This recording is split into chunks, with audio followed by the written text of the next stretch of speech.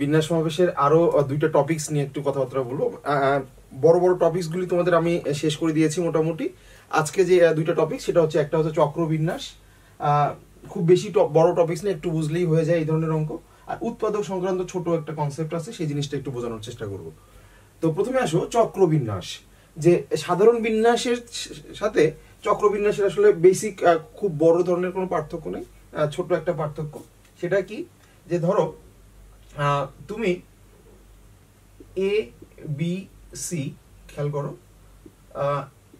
এই যে বিন্যাসটা, তুমি এই যে এর বামে এবং ডানে দুইটা যদি বিন্যাস খেয়াল করো, যদি আমরা যদি এটাকে একটু ঘুরিয়ে দিই, খেয়াল করো, ধরো এ বি সি এর জায়গায় ধরো উপরে দিলাম সি, এখানে দিলাম এ, এখানে দিলাম বি।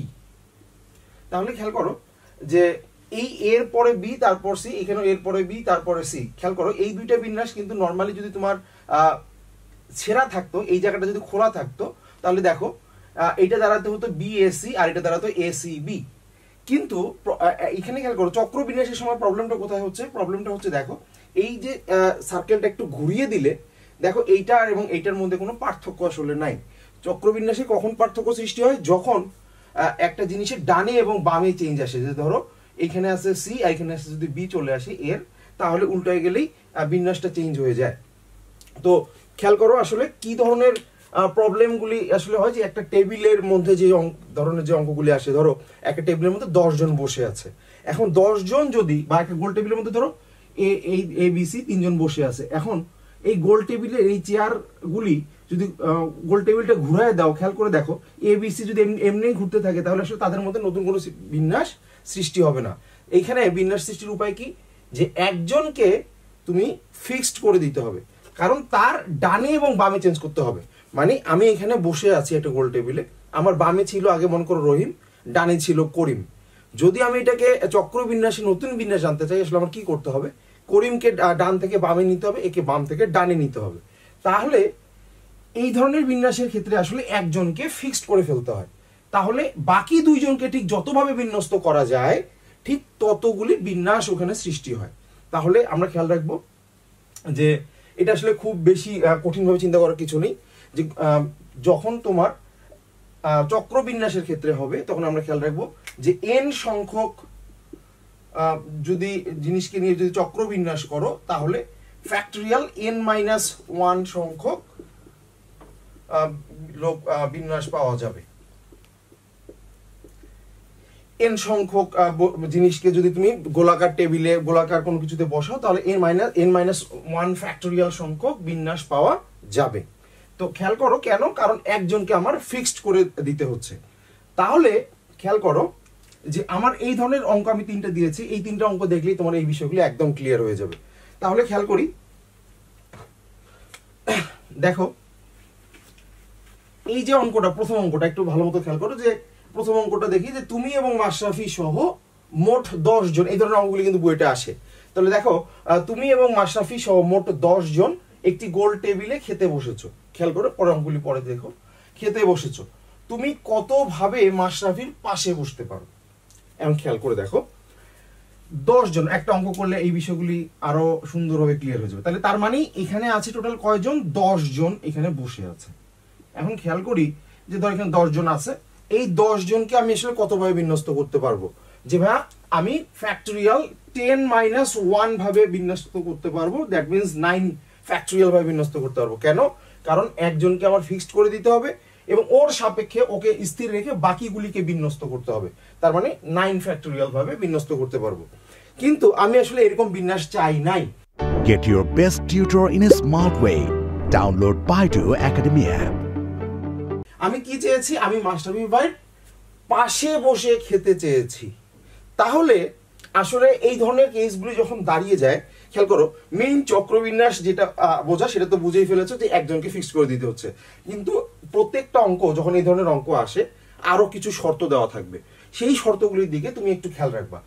দেখো তোমাকে মাশরাফির পাশে বসতে বলেছে, তার মানে একটা জিনিস খেয়াল রাখবা, যখনই একত্রে রাখার কনসেপ্ট আসবে, আমরা ওই যে শব্দের ক্ষেত্রে যেভাবে শিখেছিলাম ঠিক সেভাবে, যখনই আমাদের একত্রে রাখার কনসেপ্ট আসবে, তখন তাদেরকে প্যাকেট করে ফেলতে হবে, একটা করে ফেলতে হবে। তার মানে তুমি এবং মাশরাফি সহ দুইজনকে আমি একজন মানুষ আকারে চিন্তা করব, দুইজনকে আমি প্যাকেট করব, তাহলে এই প্যাকেটটা বিভিন্ন জায়গায় যাবে, তখন সে একটা নিজে একটা মানুষ আকারে আচরণ করবে। তার মানে এই প্যাকেট যখন করা হয়ে যাচ্ছে তখন এখানে টোটাল মানুষ হচ্ছে কয়জন? 9 জন। এখন গোল টেবিলে যদি 9 জনকে সাজানো হয় তাহলে আসলে কতভাবে সাজানো যাবে? গোল টেবিলে 9 জনকে সাজানো যায় আমরা জানি, একজনকে ফিক্সড করে দিয়ে বাকি 8 জন মানে 9 - 1 মানে হচ্ছে 8 ফ্যাক্টোরিয়াল ভাবে বিন্যস্ত করা যাচ্ছে, কারণ একজনকে আমার ফিক্সড করে দিতে হচ্ছে। তার মানে এতগুলিতে কি আছে? মাশরাফি এবং তুমি একসাথে আছো। কিন্তু এখানে যে ভুলটা করে আসে অনেকে কিন্তু 8 ফ্যাক্টোরিয়ালি আনসার দিয়ে চলে আসবে, কিন্তু কথা হচ্ছে যে তুমি আসলে দেখো মাশরাফি এবং তুমি পাশাপাশি বসে আছো, কিন্তু তুমি এটাও হতে পারে যে তোমার ডানে মাশরাফি আছে অথবা বামে মাশরাফি আছে। তার মানে তোমরা দুইজন নিজেদের মধ্যে আবার বিন্যস্ত হতে পারো। তার মানে তোমরা দুইজন কতভাবে বিন্যস্ত হতে পারো? ফ্যাক্টোরিয়াল 2 ভাবে বিন্যস্ত হতে পারো। ওই যে একত্রে রাখার যে কনসেপ্ট আমরা শিখেছিলাম, যে যখনই কোনো কিছুকে একত্রে রাখতে হবে তাদের ভিতরেও যেন নিজেদের বিন্যাসটা আমরা ঠিকমতো উল্লেখ করে দেই। তাহলে এখানে টোটাল বিন্যাস কত? 9 ফ্যাক্টোরিয়াল মানে হচ্ছে 9 জনকে ফ্যাক্টোরিয়াল 8 এবং তাদের নিজেদের মধ্যে বিন্যাস হচ্ছে ফ্যাক্টোরিয়াল 2। তাহলে আমরা এইভাবে বিন্যস্ত করতে পারবো। তাহলে দেখো চক্র বিন্যাসের এই কনসেপ্টটা আশা করছি বুঝতে পেরেছো। এর একই রকম কনসেপ্ট আমরা আরেকটা নিয়ে একটু কথা বলি, তাহলে বিষয়গুলো একটু ক্লিয়ার হয়ে যাবে। তাহলে দেখো 2 নম্বর অঙ্কটা, 5 জন নোয়াখালী এবং 7 জন বরিশালের লোক একটি গোল টেবিলে কতভাবে বসতে পারে যেন 2 জন নোয়াখালীর লোক পাশাপাশি না বসে? খেয়াল করো। তার মানে এবার খেয়াল করি যে আমার এখানে টোটাল আমরা এখন দেখি যে নোয়াখালীর 2 জনকে আমার পাশাপাশি বসানো যাবে না। দেখো 7 জন বরিশালের লোক আমরা আগে বসিয়ে দিই। দেখো এখানে ধরো এখানে 7 জন আছে, 1 2 3 4 5 6 7। তাহলে দেখো এই যে 7 জন বরিশালের লোক, এই 7 জন বরিশালের লোকের ফাঁকে যে জায়গাগুলি থাকবে এই জায়গাগুলিতে আসলে আমাদের নোয়াখালীর লোকগুলিকে বসাতে হবে। তাহলে কি হবে? যে নোয়াখালীর লোকগুলি আর পাশাপাশি বসতে পারবে না। তাহলে আমরা খেয়াল করি যে এই যে 7 জনের ফাঁকা জায়গায় আসলে কয়টা জায়গা আছে? খেয়াল করো, 1টা 2টা 3টা 4টা 5টা 6টা 7টা। Solve your academic problems in a smart way for free. Download Baidu Academy app. আমাদের একটা জিনিস মাথায় রাখতে হবে যে যদি গোল টেবিল বলে, গোল টেবিলের ক্ষেত্রে খেয়াল রাখবা 10 জন মানুষকে যদি তুমি বসাও তাহলে তাদের মাঝখানে ঠিক 10টাই ফাঁকা জায়গা তৈরি হবে। কিন্তু তুমি যদি সার্কেল ওয়াইজ না সাজিয়ে নরমাল বিন্যাসের মতো করে সাজাও তাহলে খেয়াল রাখবা দেখো 3 জন মানুষের মাঝখানে 4টি জায়গা তৈরি হবে। খেয়াল করো, এইখানে একটা জায়গা, 2টা 3টা 4টা।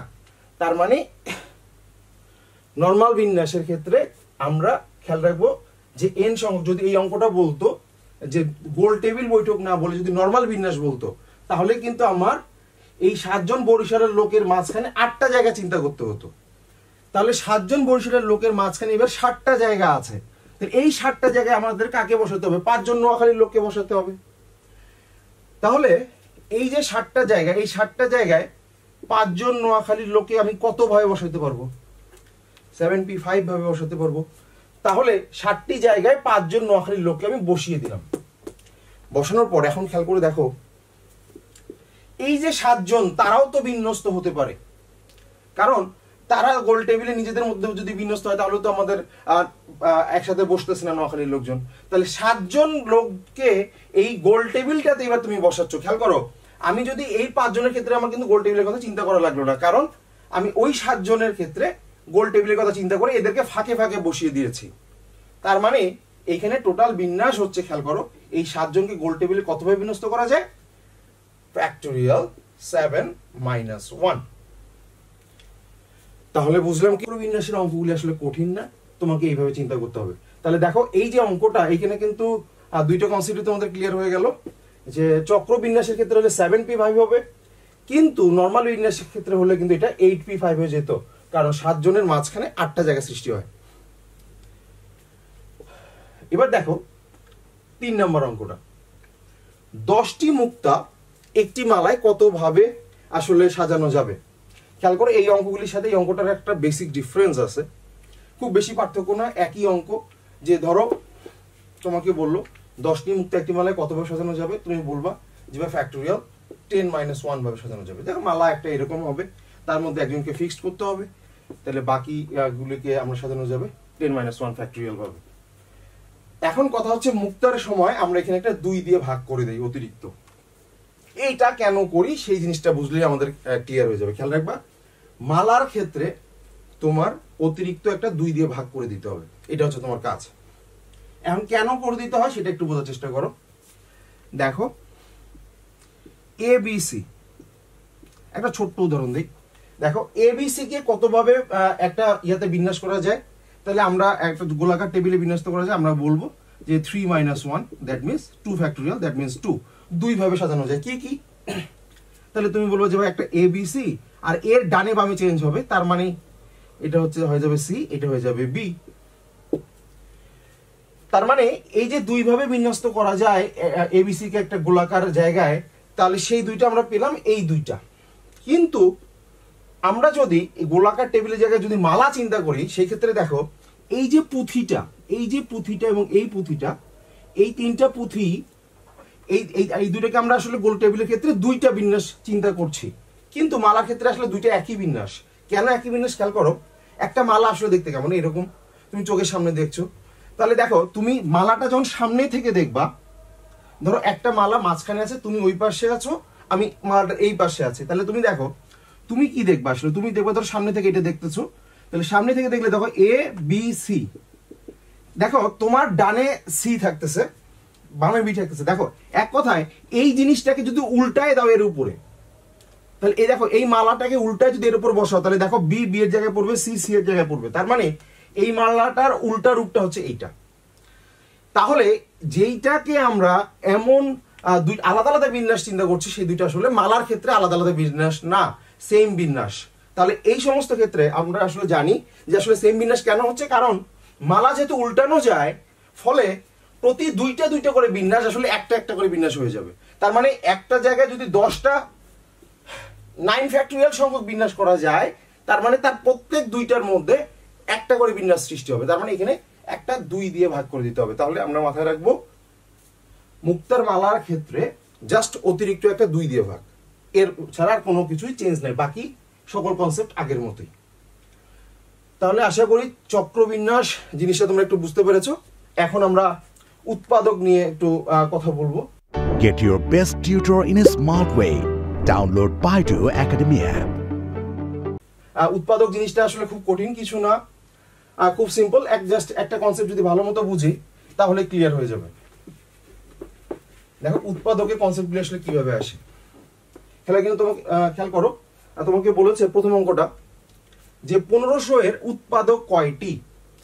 এটা বোঝার আগে আমরা পরের অঙ্কটি আগে করব, 5 নাম্বার অঙ্কটি। খুবই সহজ একটা অঙ্ক। দেখো তোমার বাসায় মনে করো তোমার বন্ধু আসবে। এখন তোমার বাসায় ধরো 4টি লিচু আছে, 4টি লিচু আছে, তারপর কি বলেছে 3টি কলা আছে, 3টি কলা আর 2টি আম আছে। খেয়াল করো, তোমাকে বলছে তোমার বাসায় এই কয়টা জিনিস আছে, তোমাকে কোশ্চেনটা করেছে যে তুমি তোমার বন্ধুকে কত ভাবে আপ্যায়ন করতে পারো। আসলে তুমি এই কম্বিনেশনগুলিতে তোমাকে আপ্যায়নটা করতে হবে। তাহলে খেয়াল করো, প্রথমে ধরো তোমার বাসার সামনে গিয়ে দেখলা যে লিচুগুলি 4টা রাখা আছে, তাহলে 1 নাম্বার হতে পারে যে তুমি তোমার বন্ধুকে কোনো লিচু দিবা না, শুধু কলা আর আম খাওয়াই হতো, বিদায় দিয়ে দিবা। তাহলে তোমার 0 লিচু, মানে লিচু দিলা না। আবার খেয়াল করো, তোমার অপশন আছে এই 4টা লিচুতে কি কি অপশন আছে। আসলে এই 4টা লিচুতে তোমার অপশন আছে 0 লিচু, মানে তুমি কোনো লিচু দিচ্ছ না। আবার হতে পারে তুমি একটা লিচু দিচ্ছ তোমার বন্ধুকে খাইতে, আবার হতে পারে তুমি 2টা লিচু দিচ্ছ তোমার বন্ধুকে, আবার হতে পারে 3টা লিচু, অথবা হতে পারে 4টা লিচু তোমার বন্ধুকে খাইতে দিলা। এবার প্রথমে এসে দেখলে 4টা অপশন, এই 5টা অপশন তোমার হাতে আছে। এবার খেয়াল করো, যখন তুমি কলার কাছে যাচ্ছ, কলার কাছেও দেখো তোমার অপশন কয়টা। প্রথমে ধরো তুমি তাকে কোনো কলা দিচ্ছ না, আবার হতে পারে তাকে একটা কলা দিচ্ছ, 2টা কলা দিচ্ছ, অথবা 3টা কলাই দিয়ে দিচ্ছ। আবার খেয়াল করো, যখন তুমি আমের কাছে যাচ্ছ তোমার তখন অপশন কয়টা?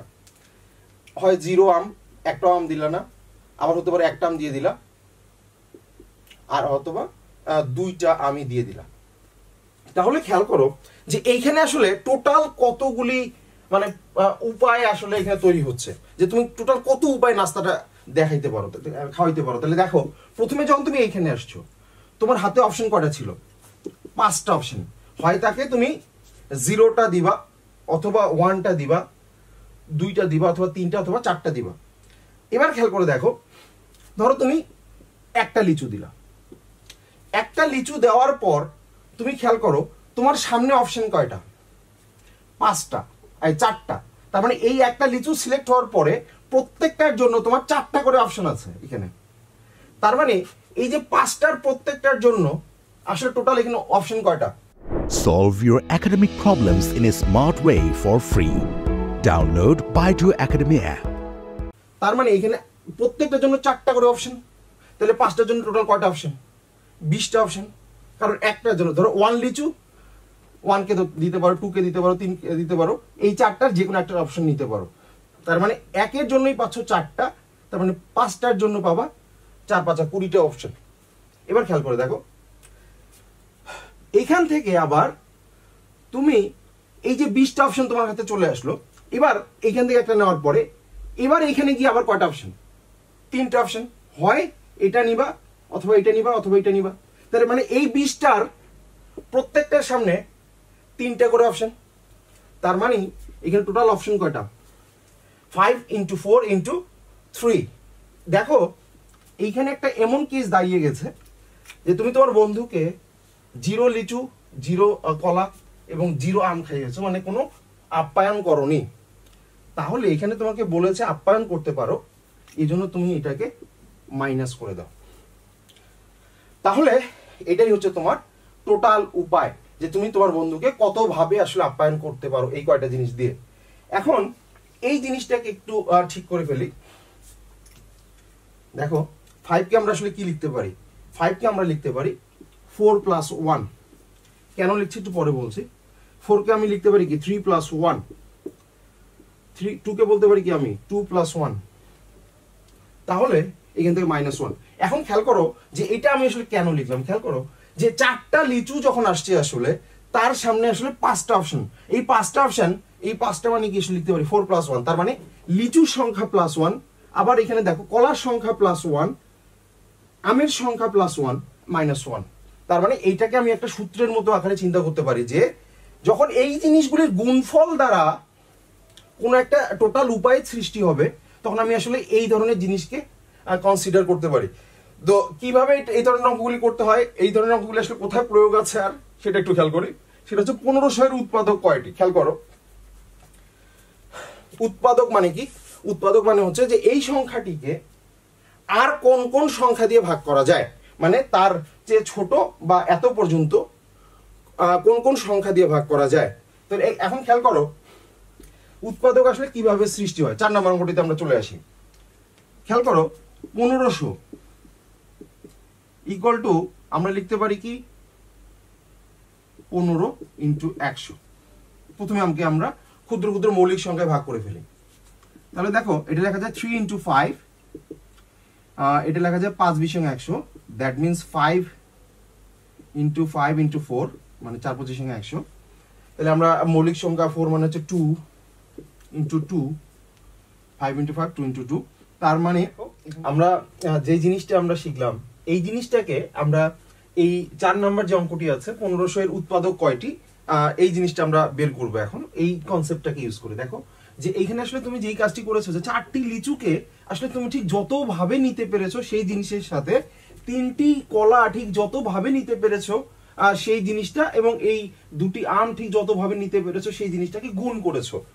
তো দেখো আমরা এই অঙ্কটিকে আসলে কিভাবে চিন্তা করতে পারি। দেখো 1500 এর উৎপাদক এই কয়টি? দেখো উৎপাদক আসলে কোন জিনিস? উৎপাদক মানে হচ্ছে যেই জিনিসগুলি দ্বারা, যেই সংখ্যাগুলি দ্বারা এই 1500 কে ভাগ করা যাবে। Get your best tutor in a smart way. Download Baidu Academy app. তো এই ভাগ করা যাবে, ছোট সংখ্যা আছে, মৌলিক সংখ্যা আছে, আবার বড় সংখ্যাও আছে। তো এই জিনিসটা আসলে কিভাবে তৈরি করা যায় দেখো, সবার আগে তুমি আগে এই জিনিসটাকে মৌলিক সংখ্যায় ভাগ করো। প্রথমে দেখো 1500, তাহলে দেখি আমি 15 ইন্টু 100 চিন্তা করি। তারপর দেখো এটা 15 3 ইন্টু 5, এটা লেখা যায় 25, 4 25, তাহলে 5 ইন্টু 5 25 ইন্টু 2 ইন্টু 2। তাহলে দেখো, তাহলে আমরা 1500কে লিখতে পারলাম 3 ইন্টু 5 ইন্টু 5 ইন্টু 2 ইন্টু 2। তাহলে দেখো 1500-এর উৎপাদক আসলে কোনগুলি? দেখো 3 একটা উৎপাদক, 5 একটা উৎপাদক, 2 একটা উৎপাদক। আবার এইটাও কিন্তু উৎপাদক, যে 3 5 15, মানে এই দুইটার গুণফল 15, সেটাও কিন্তু এর উৎপাদক। আবার দেখো 5 5 25, মানে এই দুইটার গুণফল, সেটাও কিন্তু এর উৎপাদক। মানে এদের, মানে যে কোনো দুইটাকে বা তিনটাকে, বা ধরো 5 2 2 4, 4 5 20, 20ও কিন্তু এর উৎপাদক। তার মানে হচ্ছে আসলে কি বোঝায় উৎপাদক আসলে কোনগুলি, মানে এই যে জিনিসগুলি ঠিক যত উপায় এগুলি থেকে বাছাই করে নিতে পারো, মানে 3 ঠিক যত উপায় বাছাই করে নিতে পারবা, 5 ঠিক যত উপায় বাছাই করে নিতে পারবা, সেই জিনিসগুলি আমি যদি গুণ করে দেই তাহলেই কিন্তু উৎপাদকগুলি আমি পেয়ে যাচ্ছি। তাহলে খেয়াল করো কিভাবে আসলে চিন্তা করব। দেখো এখানে 3 আছে কয়টা? 3 আছে, ধরো একটা 3 আছে, একটি আছে আমার 3। দেখো ওইটার মতো চিন্তা করতেছি। দেখো 5 আছে কয়টা? 3টি 5 আছে। আবার দেখো 2টি 2 আছে। তাহলে দেখো আমি প্রথমে কি করতে পারি আসলে, মানে আমি আসলে এই জিনিসগুলিকে, এই 2 5 এবং 3কে ঠিক কিভাবে নিতে পারি, সেই জিনিসগুলো গুণ করলেই কিন্তু এর উৎপাদক হয়ে যাচ্ছে। তাহলে খেয়াল করো একটা 3 আছে, তাহলে আমি কি করতে পারি? 0টি 3 নিতে পারি, আবার একটা 3 নিতে পারি, মানে আমি 3 নিলাম অথবা নিলাম না, এটা হতে পারে। তার মানে আমার এখানে দুইটা অপশন। আবার খেয়াল করে দেখো 3টি 5 আছে, তার মানে আমি কি করতে পারি? 0টি 5 নিলাম, একটাও 5 গুণ করলাম না। আবার হতে পারে 1টি 5, 2টি 5, 3টি 5। তার মানে এইখানে আমার 4টা উপায় আছে। আবার খেয়াল করো এখানে আমি বলতে পারি যে 0টি 2, 1টি 2, আবার 2টি 2 বলতে পারি। তার মানে আমি যে কোনো একটা অপশন যদি বাছাই করে, দেখো যে আমি ধরলাম 0টি 3, মানে আমি 3 নিব না, 1টি 5 নিব, তাহলে 5, একটা 2 নিলাম, তাহলে 5 2 10। 1500 কি উৎপাদক কিনা? অবশ্যই উৎপাদক। মানে এই যে ইয়াটা তুমি ঠিক যেভাবে নিতে পারতেছো সেগুলাই কিন্তু এর উৎপাদক হচ্ছে। তার মানে একই কনসেপ্ট, যে এটার আনসার কত ভাই, এর উৎপাদক কয়টি? উৎপাদক হচ্ছে যে আমরা এটা ভাবে চিন্তা করব, 2টা ইনটু, মানে এখানে 2টা অপশন ইনটু এখানে কয়টা অপশন? 4টা অপশন ইনটু এখানে কয়টা অপশন? এখানে অপশন হচ্ছে 3টা অপশন। তার মানে এটা আমি গুণ করে দেব। তাহলে এইখান থেকে আমি 1 মাইনাস করে দেব, কারণ এটা হচ্ছে দেখো কত আসে? 24, 3 আসছে 24, 24 মাইনাস 1 মানে হচ্ছে 23। এই যে 23, এটা হচ্ছে আমি কিন্তু এরকম হয়েছে না যে 0টা 3 আর 0টা 5 0টা 2 নিয়েছি, এরকম একটা কেস দাঁড়িয়ে গেছে। তাহলে ওই যে 1 মাইনাস হলো, এটা আসলে কোনটা? ধরো তুমি একটা 1কে যখন তুমি গুণ করবা সেটাও কিন্তু এর উৎপাদক হিসেবে চিন্তা করা যায়। কিন্তু যদি 1 ছাড়া উৎপাদক কয়টা বলে তোমাকে, তাহলে তুমি 1টা মাইনাস করে দিবা। 1 ছাড়া উৎপাদক কয়টা? 23টা। আর 1 সহ উৎপাদক কয়টা? 24টা। তাহলে আমি বলবো যে 1 সহ উৎপাদক কয়টা? 23 প্লাস 1, দ্যাট মিনস 24টা। তার মানে আমরা এই কনসেপ্টটাকে ব্যবহার করে দেখো আমরা এখানে 1500 এর উৎপাদক কয়টি সেই জিনিসটা আমরা বের করে ফেললাম। তার মানে মানে অনেক সময় এটা এভাবে বলে যে প্রকৃত উৎপাদক কয়টা? প্রকৃত উৎপাদক 23টা। আবার 1 সহ উৎপাদক কয়টা?